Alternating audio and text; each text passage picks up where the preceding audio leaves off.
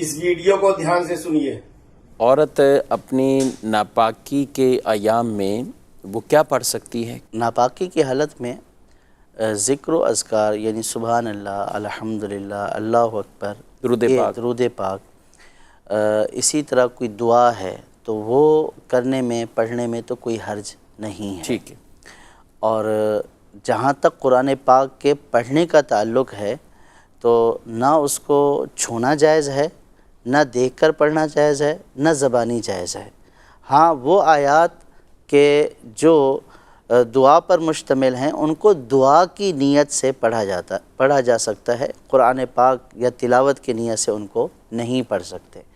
اور اگر کوئی جو ہے اسلامی بہن حافظہ بھی ہے تو چونکہ شریعت نے اس میں زبان سے ادائیگی کو بھی منع کیا ہے تو لہٰذا وہ ان ایام میں قرآن پاک کی تلاوت نہ کرے۔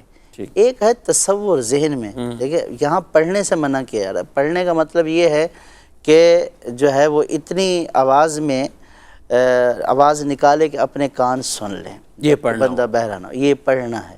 ایک ہے تصور کہ بندہ جو ہے وہ سورۃ فاتحہ کا تصور کرے اور منہ سے کچھ کلمات یا کچھ الفاظ ادا نہیں ہو رہے، ٹھیک ہے، تو اس تصور سے کوئی ممانعت نہیں ہے۔ تو وہ تو بعض اوقات بندہ لکھا ہوا بھی دیکھتا ہے ظاہر ہے، تو وہ آ جاتا ہے۔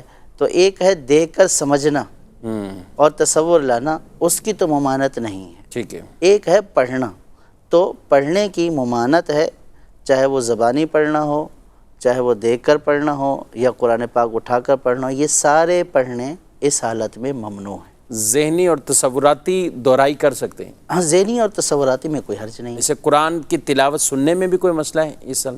نہیں، قرآن پاک سننے میں بھی کوئی مسئلہ نہیں ہے۔ اگر اسی کیفیت میں قرآن پاک کا وہ پارا، یعنی جنہوں نے یہ یاد کرنے اور اس طرح صورتیں لگایا، اپنا قرآن سنتے رہے اور خاموشی کے ساتھ اس کو سنتے رہے، اس میں ایک احتیاط کی ضرورت ہے۔ آپ بھی ماشاءاللہ حافظ صاحب ہیں کہ جب قرآن پاک کی تلاوت یعنی یوں کیسٹ پہ یا کوئی بھی پڑھ رہا ہوتا ہے، پڑھنا شروع ہوتا ہے، بعض اوقات بے اختیاری کی وجہ سے ہم غیر حافظ جو ہے وہ پڑھنا شروع ہو جاتے ہیں۔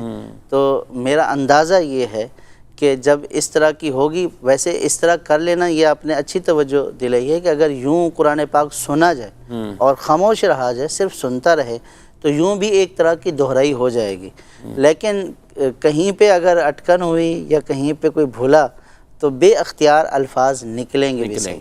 تو اس لیے یعنی کہ پڑھنے کے اعتبار سے قفل مدینہ لگانا چاہیے پکا، اور باقی سن کر اگر یوں دہرائی ہو جائے تو اس میں کوئی حرج نہیں ہے، بلکہ اچھی بات ہے۔